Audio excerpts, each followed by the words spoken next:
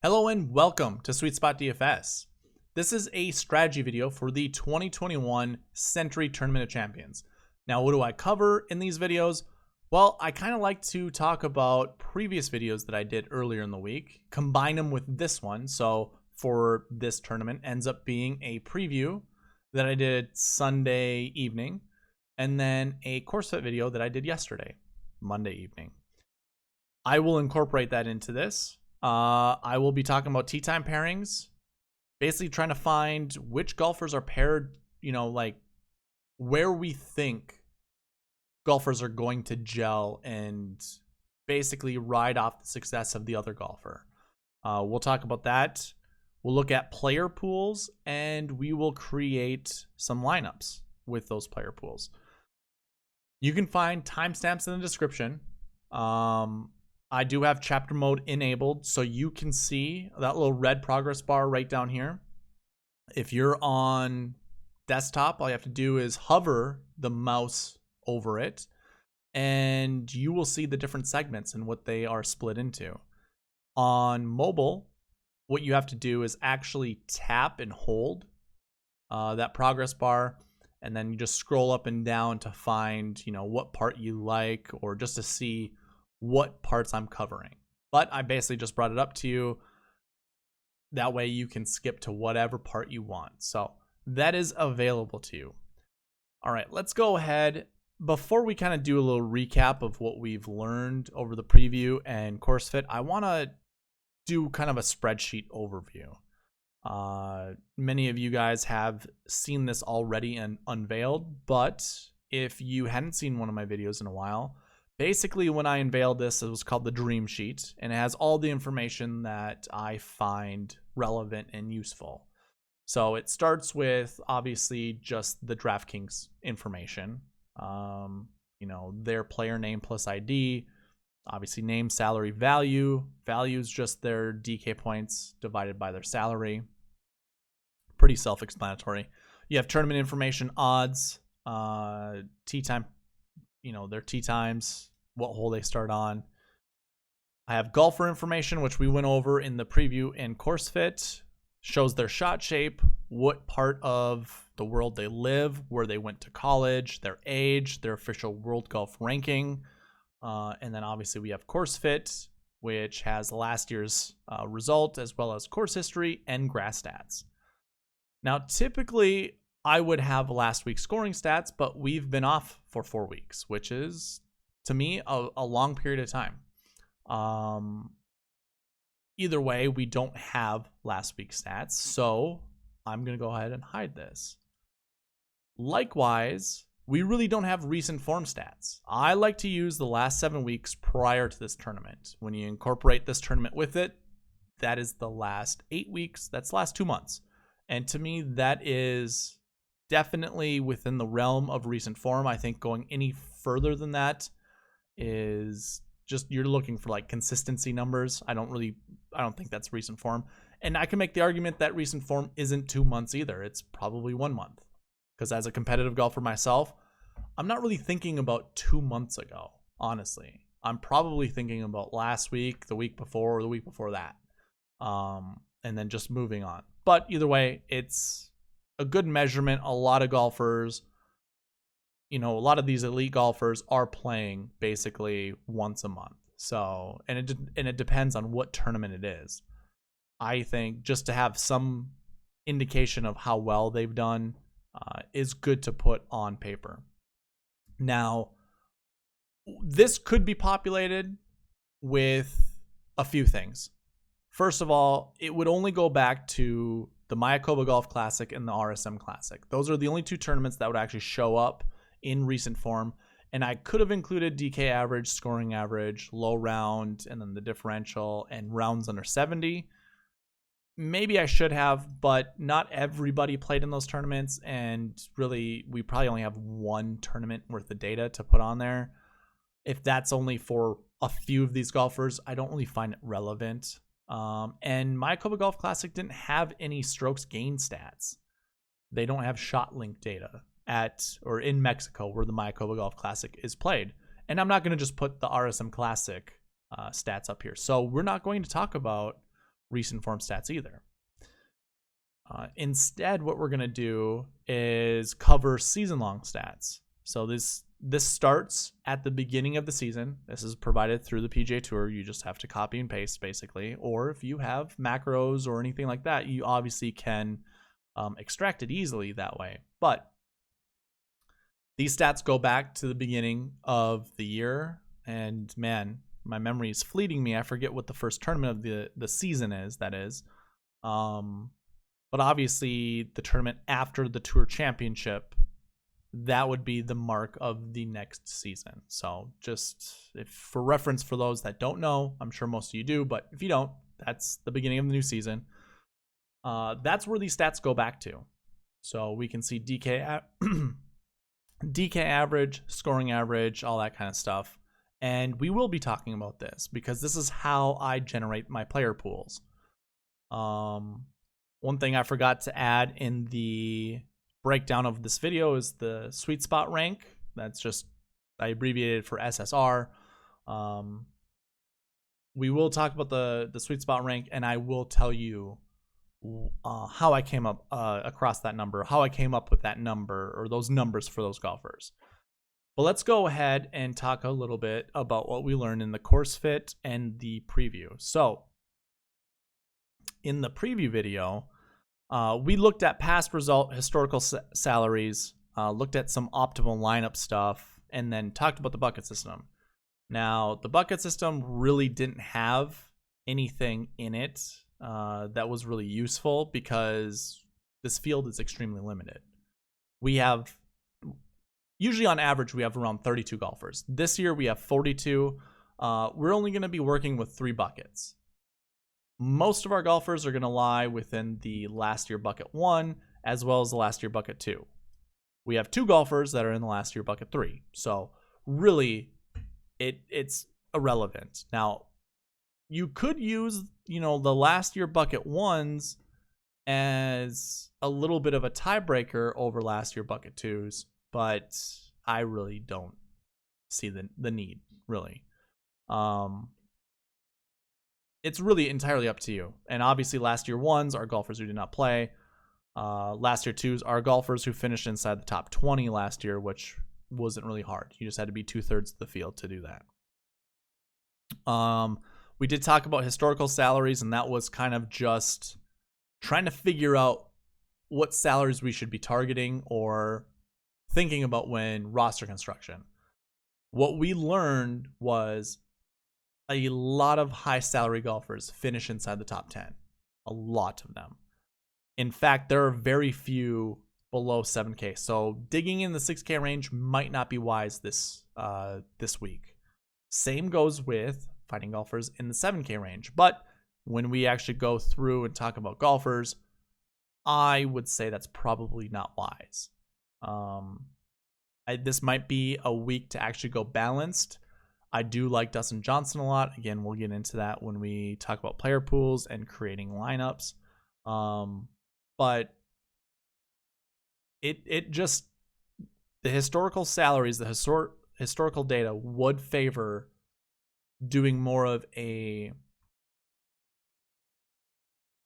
let me actually back that up. What we learned was, yeah, for top 10s, we don't see a lot of 7K golfers, but last year, our optimal lineup had 2 golfers in the 6K range and 1 in the 7, and they were outside the top 10. So that's also possible.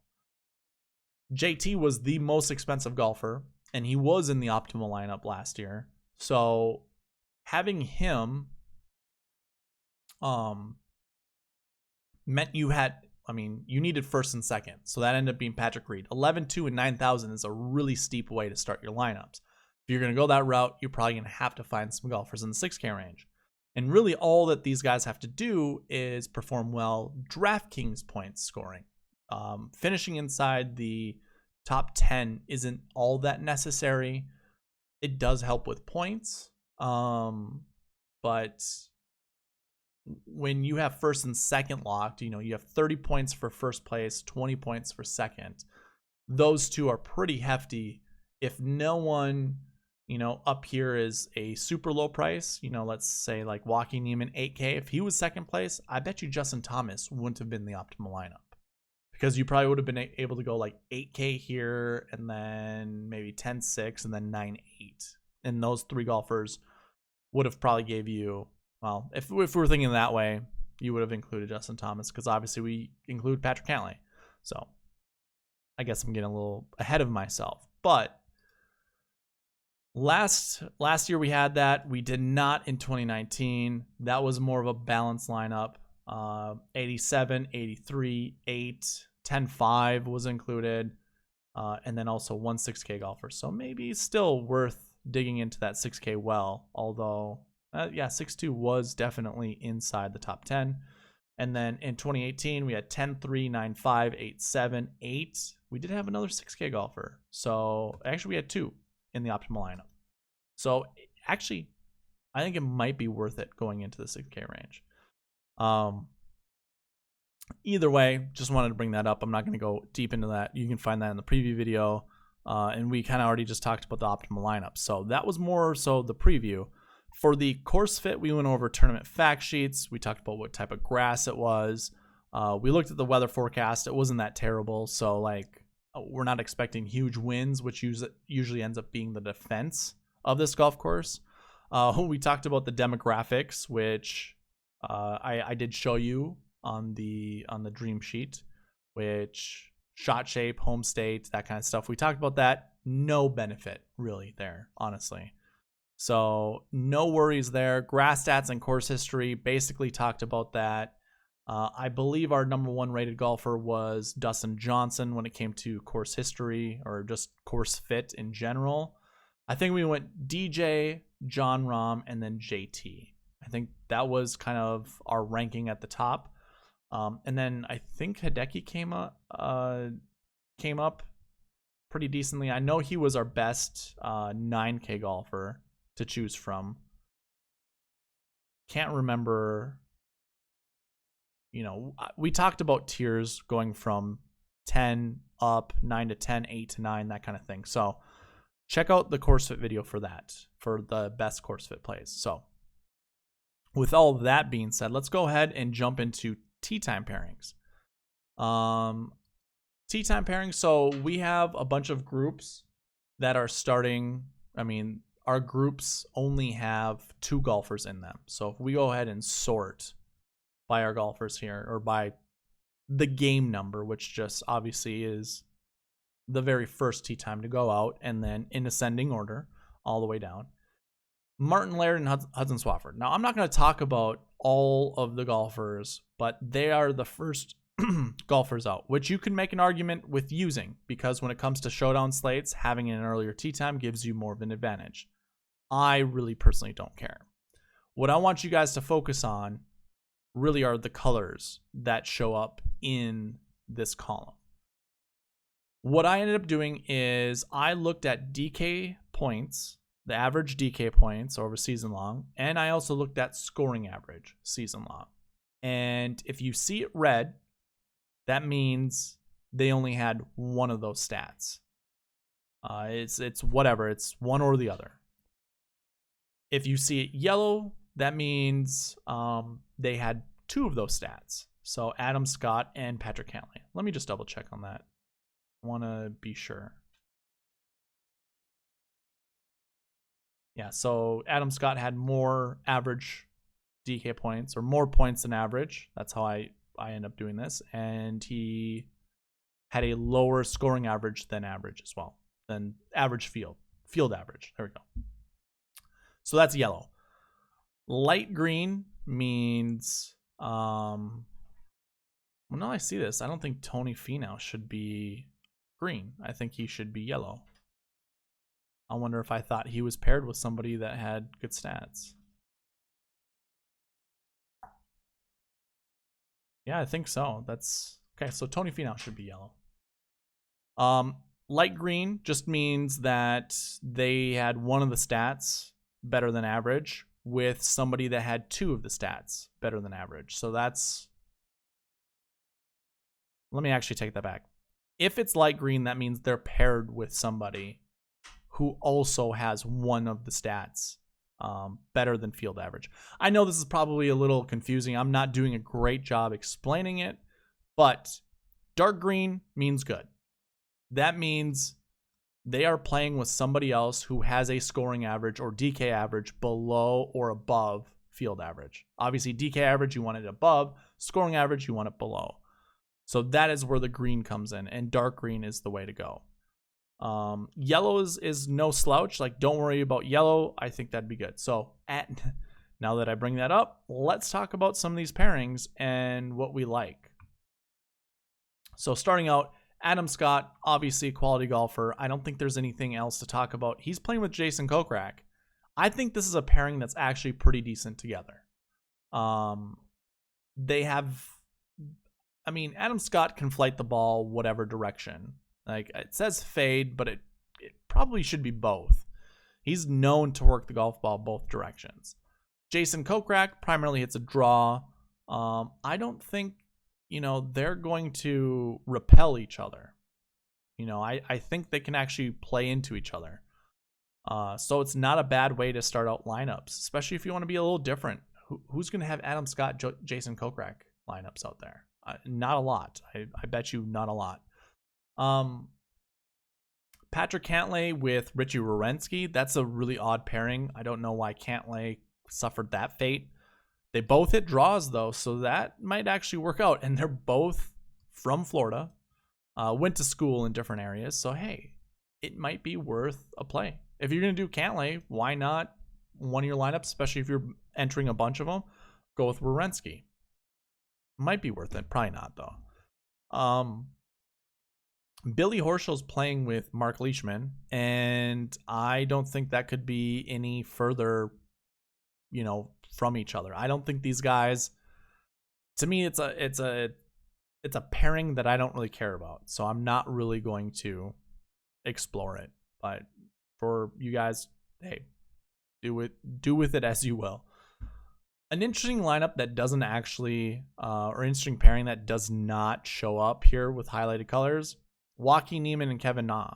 And I bring it up. They both hit shot shapes nearly the same. And I think they're both very personable. Like, obviously, Kevin Na is pretty personable. We all know, how he is on the golf course. And Niemann seems like he just doesn't seem like a stiff, So I think this group might gel, might be worth it. Another group I like is Ryan Palmer and Cameron Champ. I know Cameron Champ doesn't have anything highlighted, but I think this is a lineup that's pretty decent. I really don't want to talk about every lineup, but let me point out a few things here. Or every tee time pairing is what I meant to say. Bryson DeChambeau, I think, fits this course pretty decently. Obviously, he's going to be bombing a lot of drives that will probably end up reaching the green. Todd couldn't be any different. And I don't think it matters for either of these golfers. I think Brendan Todd is always known for hitting, being a little short on distance. And I believe Bryson DeChambeau, he just obviously leaps and bounds. I shouldn't even say leaps and bounds. On average, obviously, he hits the ball further. And on his deeper drives, he definitely hits the ball much further than people on tour. But it's not that much further. So I don't know where I'm going with that. I don't think it really matters. Bryson, they're both going to play their own game. They're not going to be affected by each other. Here's a good one. Hovland Answer. I think that's a good way to start. Both young guys who can score pretty well. Finau will be with Griffin. Don't think that's terrible. I don't really care. I do really like Hideki Matsuyama this week. Pairing him up with Daniel Berger gives you kind of that balanced start. So starting at 9 and then going to 8-6 really opens up the way you construct lineups with anyone else, basically. So I do like starting there, and I will start one of my lineups with Matsuyama and Berger. Harris English is playing with Mackenzie Hughes, and I actually think this benefits both of them. For whatever reason, I feel like they're two golfers who are going to get along. And Harris English has been playing really good golf. He is the 6th ranked golfer in my model. And I think he's just going to elevate Mackenzie Hughes' game. I don't think Harris is really going to be, I should say Mackenzie's not going to be a detractor for Harris English. So decent one there. One of the more interesting pairings that I think is Webb Simpson and Sung J M. Webb predominantly hits a draw. Sung J predominantly hits a fade. So they're not going to be seeing the same shot shapes on any of the holes together. I also don't think it's going to matter to these guys because they are more into what they're doing on the golf course than I think anyone else in this field. So I don't know. I don't think they really feed off each other, but I don't think they're going to really repel off each other either. Patrick Reed's playing with Sebastian Munoz. They both draw the golf ball, so I think that is beneficial to Sebastian Munoz. He's not really a golfer that I was looking at rostering, but he might be now. I definitely am interested in playing him. Colin Morikawa is with Scotty Scheffler, two young guys, both fade the golf ball. I think that's another good pairing to do, especially if you wanted to pair those two together and then follow it up with Matsuyama Berger. Like that's like a dream start for a balanced build. You have two guys or two groups of golfers that could feed off of each other, really shoot some low scores on Thursday, Friday before they get repaired on Saturday, Sunday. I think it might be worth it to play those guys together. And then your last two groups, Jon Rahm and Xander Schauffele. They're in one group, Dustin Johnson, Justin Thomas. Like those two guys at the end, it just makes me want to play one or the other. I'm really big on DJ this week. I think his game at its peak is better than anyone else's game, including Rory McIlroy. A lot of people will say Rory is the top guy. If he is on the top of his game, what we've seen, what he's been able to do, just dominates the rest of them. But I would say, do you remember what DJ did prior to the fall at Augusta? He'd won the previous 3 tournaments he was in, and he did it with so much ease. Like none of it looked difficult whatsoever. He didn't grind for any of those wins. It was just domination. And then he did what he did at Augusta just recently. I know this tournament doesn't have that same prestige as, say, the Masters. Obviously, not even close. But I still think when he comes here, if he's on his B game or his C game, he's still going to finish top 5. And I know Justin Thomas is set to do some spectacular things this year, but if DJ doesn't get in his own head, this is DJ's year. I think DJ is the guy. But if you want to fade those two top price golfers, Xander and Rahm, you could start a lineup with those two and still have a relatively decent lineup to build. Now, I'm a little bit more skeptical when it comes to 10 and 10-4. I don't know if I'd really go there, but they're two Callaway golfers now that might actually feed off each other. So definitely interesting to go that way. Okay. Let's talk about player pools. What I like to look at and I started this, I want to say, I think I started it around the Masters, but I didn't start putting it into my videos, I think, until the RSM Classic. So I have 2 tournaments worth of this. And here are my pools. First, I have everything positive. So that means all of the strokes gained. These pools are created primarily off of strokes gained stats. And if we were actually going to the spreadsheet and show you, if I scroll over and look at these stats, basically what I'm looking at, let's see, are these stats right here. So you can see DJ has all positive stats. There are no negatives. You can see what the negatives look like. Basically anything that's red, orange, or dark yellow is going to have a negative number next to it. So I break it up like this. Everything positive, positive off the tee, positive putting, positive off the tee, negative putting, then flip it and do negative off the tee, positive putting, and then negative off the tee and negative putting. I don't look at everything negative. I mean, I'm thinking we're probably going to find our worst golfers if we do that. So if you're looking at this stat, probably look at positive approach or positive around the green. And if any of these guys have positive, strokes gained total, that's actually that should be a telltale sign to actually use one of these golfers. So you can see them all on the screen. You can pause this at any time. If you see a golfer that you absolutely love that's in these groups and you want to pair them up the way that I have it, then I would say, by all means, go and do it.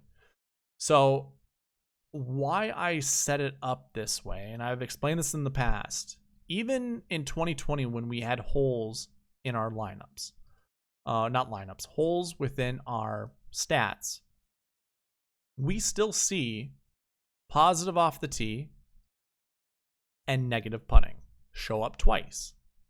Now, only Patrick Cantlay was in the optimal lineup. Gary Woodland was not. So you could make the argument that that strategy is not going to apply at this tournament. And I think that would be fine. I would hear that argument and I would accept it.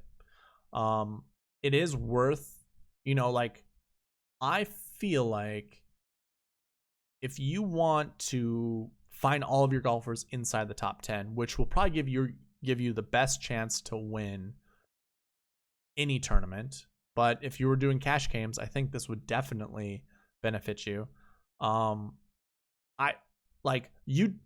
This shows up at every single tournament, literally every tournament. It is a trend, no doubt, but it's a trend that, again, I've seen it at every tournament. Sometimes I only see one. And it's, positive off the tee, negative putting. If we go back to the player pools, positive off the tee, negative putting, I do have pick 1 to 2. And I forgot to mention that. Oh, negative putting. I say pick 2. Maybe I should change that to 1 to 2. I'm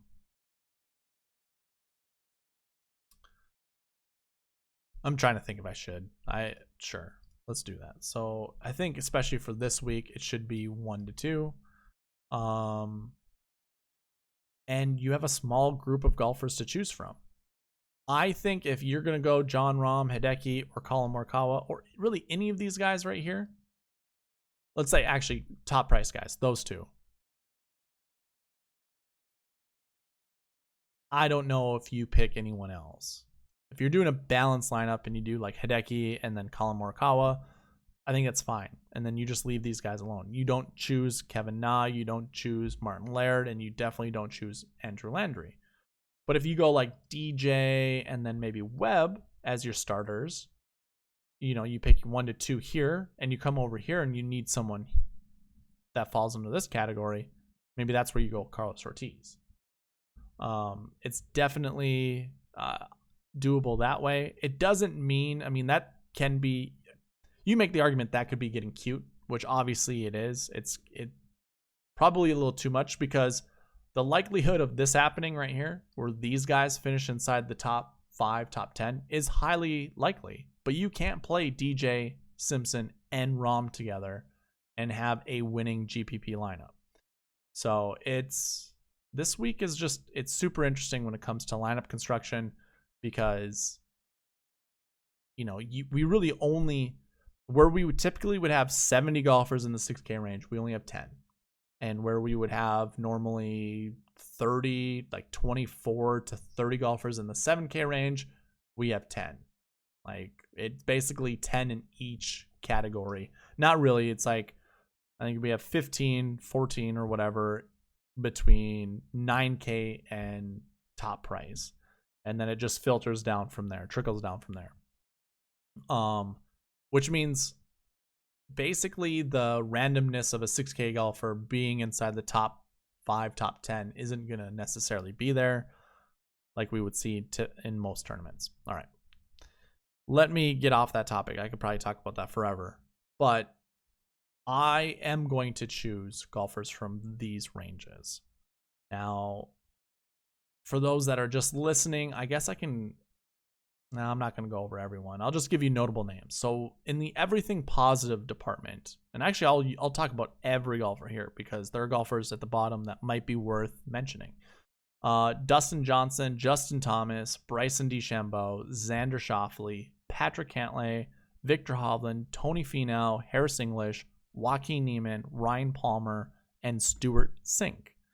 Stu Sink is an interesting play. I actually do like him at this tournament, and I think he can play well here. I kind of want to make an old guy joke. It's like a vacation destination at Hawaii, but that's as far as I'm gonna go. I'm not gonna go any further than that. But those are all of your golfers that have everything positive. I think you can choose 1 to 2 golfers from there. And more than likely, they're probably going to show up. I mean, yeah, they're definitely going to show up in this category. Now, in this category being the positive off the tee, positive putting. That means there are some negative stats in between, or there can be. I just don't have it filtered that way. But we have Sungjae Im here, where we typically wouldn't. Abram Answer is also here. Webb Simpson, Patrick Cantlay. Nope, Cantlay is over there. I'm sorry. So those are the same. So Webb is not. Here are all your different golfers from the everything positive.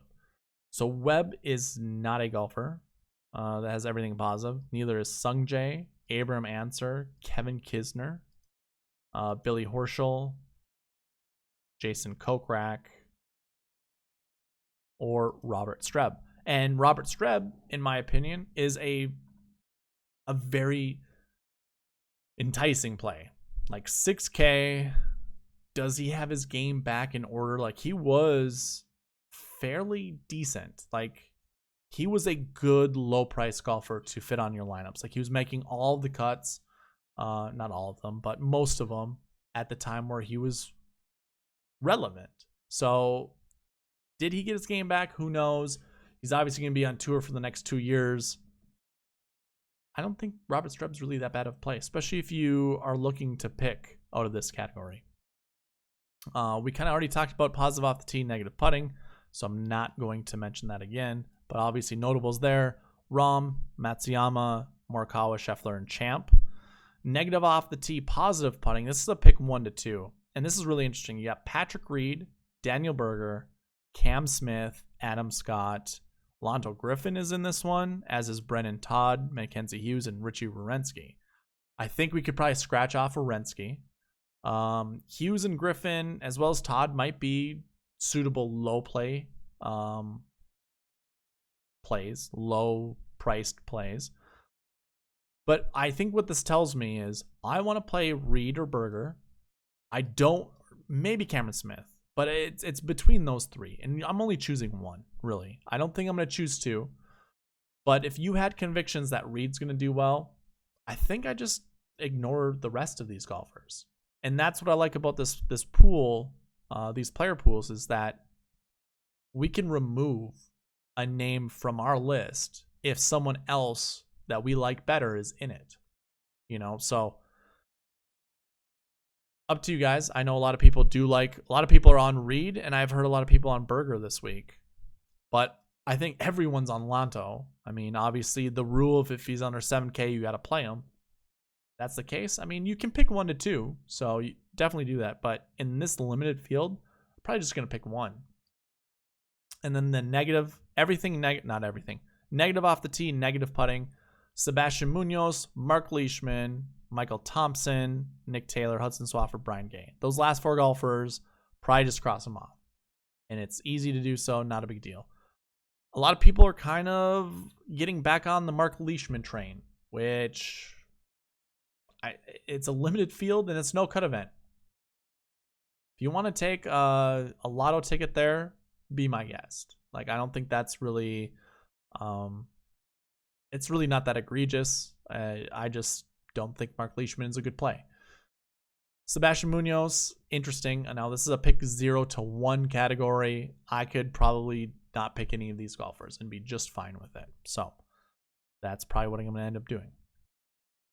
Really quickly, before we start creating lineups, I want to talk about the SweetSpot Rank, how I came across it, or how I came up with it. Typically, I like to bring in recent form stats. I like to look at last week's stats. I like to look at season-long stats. Basically, add up all of the categories that I think is important and then provide them inside the rank. This week, I could not do that. So what I ended up doing is I used the last year bucket. I know I said it was kind of irrelevant, and it is, but I used the percentages.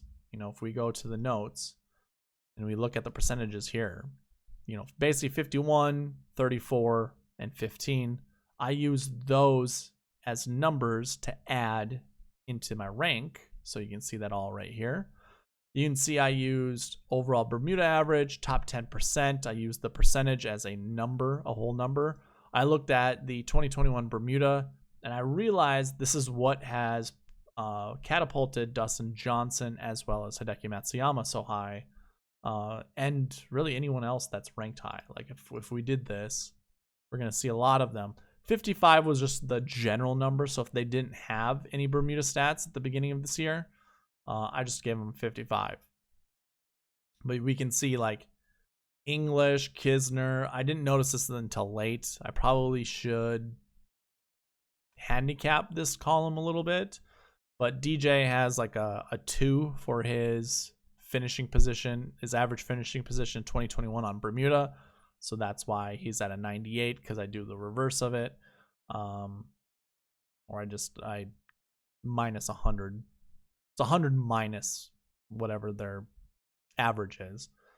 So you can see 1, 2, it's heavily, like the rank is heavily determined by this.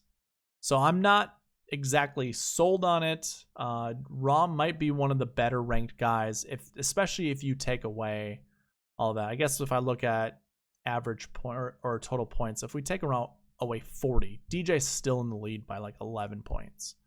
And obviously that's the 40 between, you know, John Rahm and DJ. Then I look at DK average, scoring average, low round. And this is all season long numbers. And if you have positive tee to green or positive off the tee, you get additional points. So that's how how I created the ranking. It's far from perfect, but I do end up liking it, especially if I need to determine, you know, who do I like better between DJ or Justin Thomas.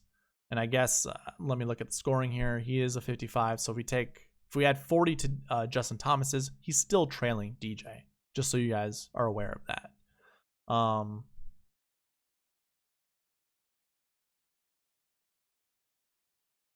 I'm just looking at all other differences here, but either way, DJ is still my number 1 ranked golfer. And I guess if we go ahead and look at this, Kevin Kisner shows up, and obviously he likes Bermuda.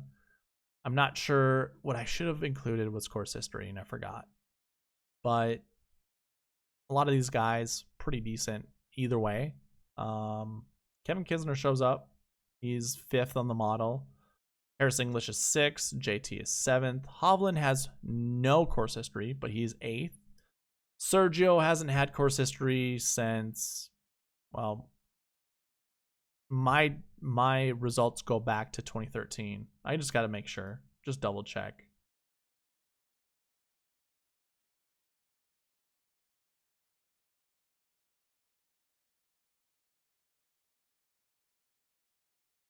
Yeah, he doesn't show up. He's probably down here. Yeah. So he hasn't played this since, well, he probably played this, but it was before 2013. Either way, he shows up too, and he doesn't have course history, but pretty decent Bermuda stats. And obviously you can see the rest of the rankings. So with all of that being said, let's create some lineups and try to make this video a little short. I do have my lineup construction page, which is going to be really helpful when trying to determine our average remaining salary and if we have any duplicates. So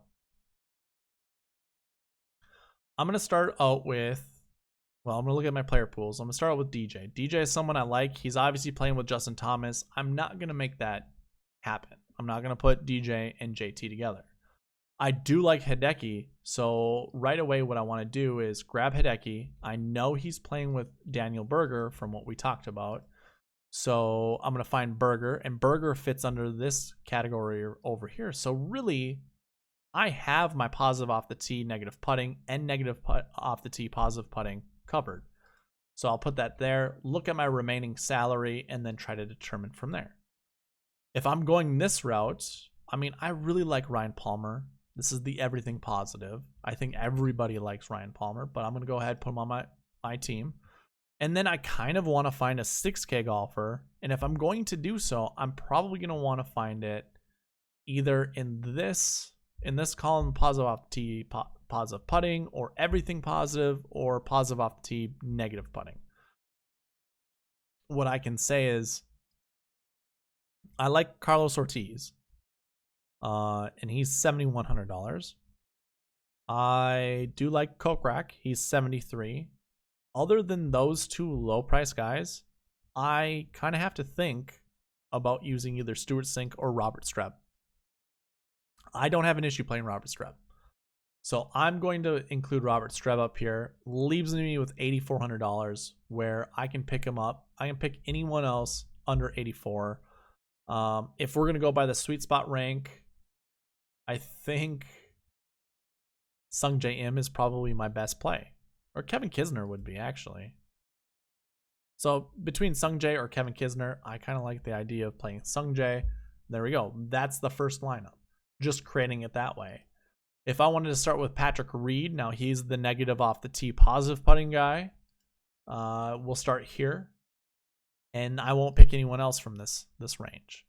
But maybe I like Sebastian Munoz, and he's negative off the tee, negative putting. That's fine. We can start there.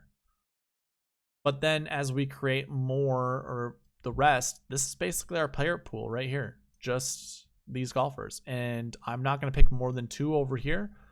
And I think I can pick more than 2 here, but, you know, I'm just going to go with Hideki. I like Hideki quite a bit. So we'll go Hideki and then fill it out the rest of the way. So 7,900. What I could do right away, pick up Ryan Palmer. I like Ryan Palmer. I can put him there. Shows me I have $8,400 left. I can kind of play up and down with that price. So if I wanted to grab, say, you know, Abraham Answer, who I do like, we can throw him in there. It gives us $8,900 left to play with. That can either get us up to Tony Finau or Harris English. And I can go with Harris English this way. So that's how I am going to look at making lineups.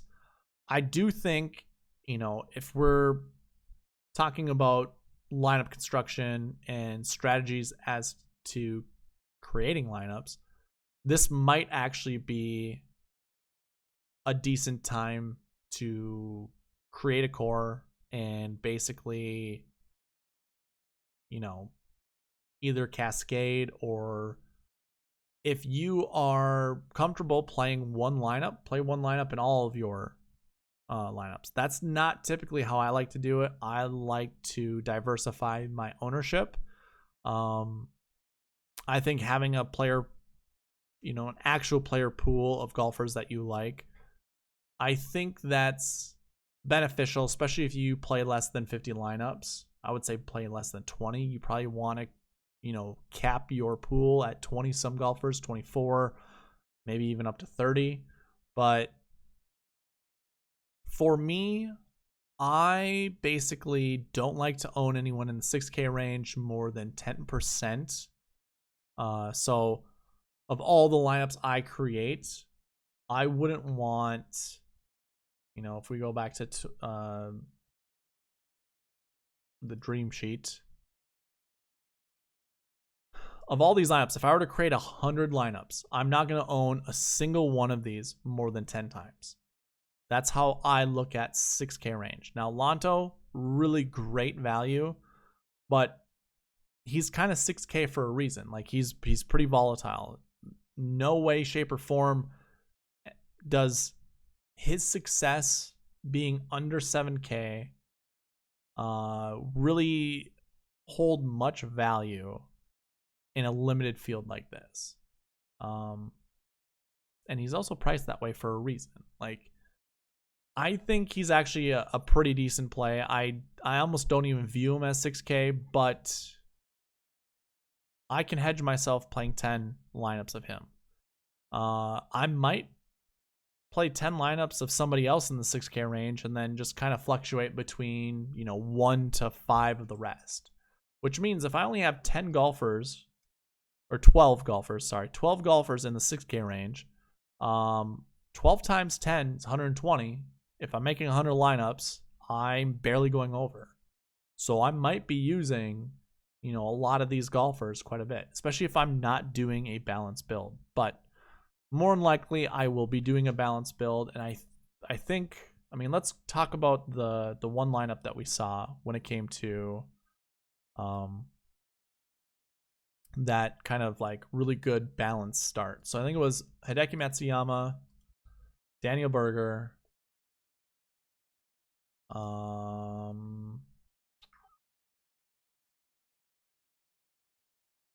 Morikawa and Scotty Scheffler.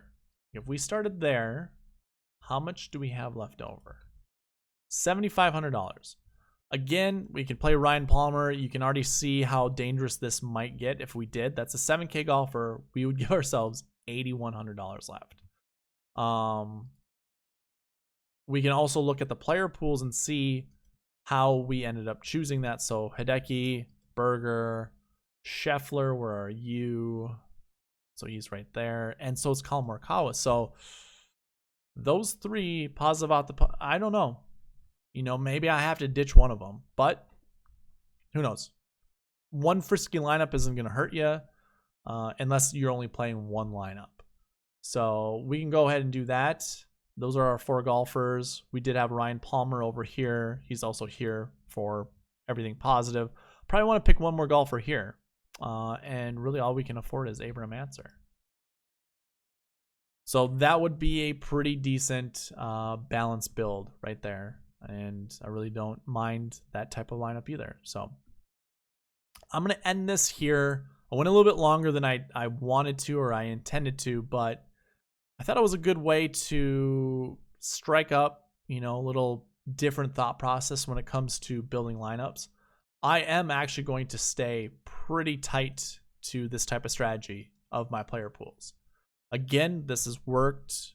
It works on full field events. I'm not sure how it's going to work here, but if it does, I'm just sold and I'll use it the entire year.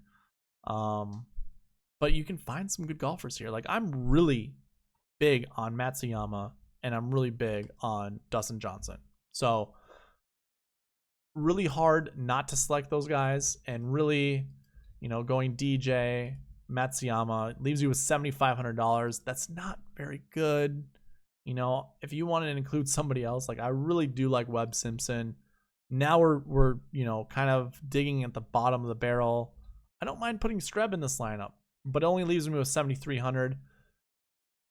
It really doesn't handicap me that much. Matsuyama, DJ, Webb. We put Streb, Webb and Streb. It might be worth just the name value alone. We could throw Lanto there. Perfect. What a great reason to play Lanto. And then we can choose basically anyone in any of these other ones. I'll probably grab one more here, and it's probably going to be Carlos Ortiz, which I have no issue with this lineup whatsoever. Actually, I could play Sergio. 7,700 right on the button. That's how much I have left over. To me, that's not a terrible lineup. And these are my top 3 golfers that I like this week. Well, I shouldn't say that. I like DJ and I like Hideki when it comes to roster construction, but I still like Justin Thomas. I'm a little hesitant on Rahm. New clubs, a lot of people, there are a lot of great arguments when it comes to the equipment change. The thing that most people don't understand is there are certain times you're going to have a flyer lie. This is what we saw with Tiger when he made club changes. This is what we saw with Rory when he went to Nike irons. How the club reacts during different situations. These guys typically hit the sweet spot all the time. In the rough, if you have a flyer lie, chances are you're not seeing that when you're practicing. You're not going to see it a lot. You don't know how to account for it. That's a big deal because flyer lies are going to produce more distance on your golf ball. Now, you can also go the opposite way and think you're going to account for too much and you end up going too short. If there's a water hazard short, that's a couple strokes, that you have to deal with. So club changes aren't as relaxed or casual as what most people are making this Jon Rahm change. I'm definitely going to be on the side of hesitation. I'm not really going to think too much about playing Jon Rahm. But of those top guys, DJ is my favorite. And then Justin Thomas. Like I'm not going to hide from playing Justin Thomas. I'm telling you, I'm going to play DJ in probably 35% of my lineups. I'm probably play JT in 20% of my lineups, honestly. Or probably less. Who knows? We'll see. But I'm with the rest of my ownership, so probably like 50% of my ownership is going to go balanced. And I'm going to do a lot of different combinations using player pools. So not sure how many lineups I'm going to create right now. It's probably going to be somewhere between 70, 75, somewhere around there. Nearly 40 of those lineups are going to be balanced. I think that's the best way to go this week. So yeah, I think that's where I will leave this video. So I should actually say, I really do like Bryson. I'll play him in like 5 lineups. I think it'll probably just be 5. And it's going to be with my favorite golfers that I'm pairing up with Dustin Johnson. So there, I'll leave it there. I think I talked about everybody at least twice. If not, my apologies. They probably aren't worth playing. So with that, I'm going to leave you. Thank you for watching. Please leave a like, comment, subscribe, all that good stuff. And I'll see you in the review. Okay, bye.